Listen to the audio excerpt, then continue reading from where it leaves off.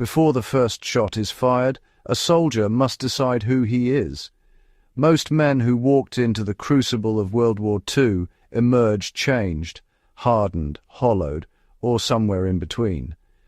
But Desmond Doss walked in already knowing exactly who he was, and that clarity became the most powerful weapon on the battlefield.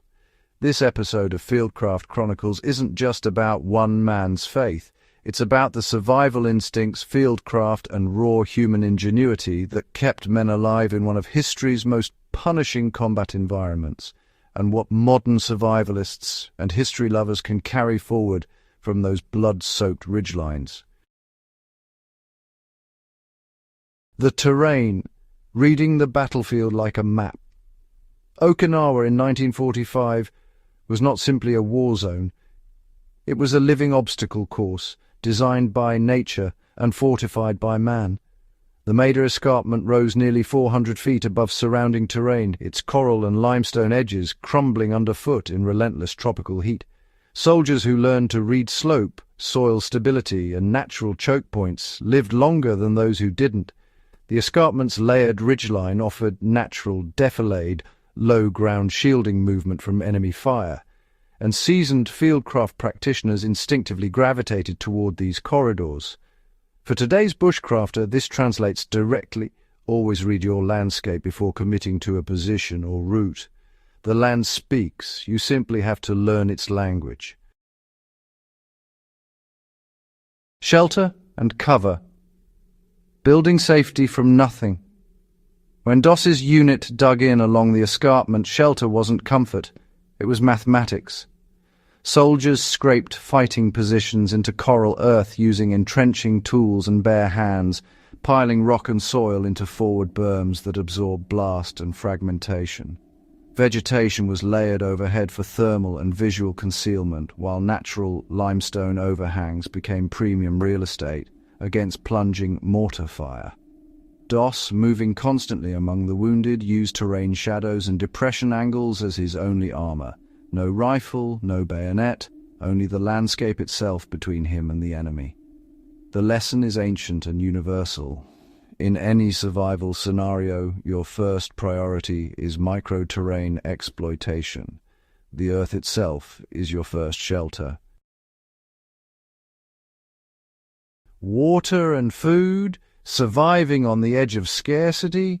The Pacific Campaign was as much a war against thirst and hunger as against the enemy. Soldiers collected rainwater in steel helmets and ponchos rigged as catchment funnels, purifying it with iodine tablets or careful boiling. Those who skipped purification paid with dysentery. Rations were stretched across unpredictable timelines, each man responsible for his own supply. Doss, operating deep in exposed terrain long after his unit retreated, sustained not just himself, but dozens of wounded soldiers using only what he'd carried onto that ridge. Modern preparedness culture calls this the get-home load. Desmond Doss lived it under fire, alone, without resupply. Camouflage and movement, the art of invisibility. Soldiers darkened exposed skin with mud, ash, and burnt cork pulled directly from the environment.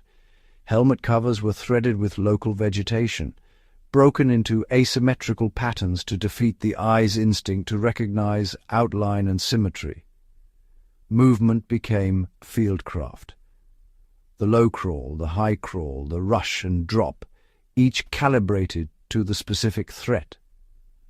Doss, unarmed and moving upright among the wounded, used smoke, terrain folds, and precise timing to advance when enemy observation broke. There was no aggressive fieldcraft in his repertoire, only adaptive survival movement driven entirely by one mission: reach the next fallen man. What Desmond Doss ultimately teaches us is that survival is an act of will anchored to purpose.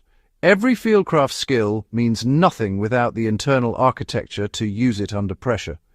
The soldiers of Hacksaw Ridge were improvising engineers, foragers, and medics simultaneously, with nothing more than what they carried and what they found beneath their boots. That stubborn refusal to surrender to circumstances is the living heart of every bushcraft discipline practiced today. Study it seriously. If this episode moved or educated you, subscribe to Fieldcraft Chronicles and share this video with someone who values the forgotten skills that shaped our world. Every share keeps these stories alive. This is Fieldcraft Chronicles, where history and survival meet.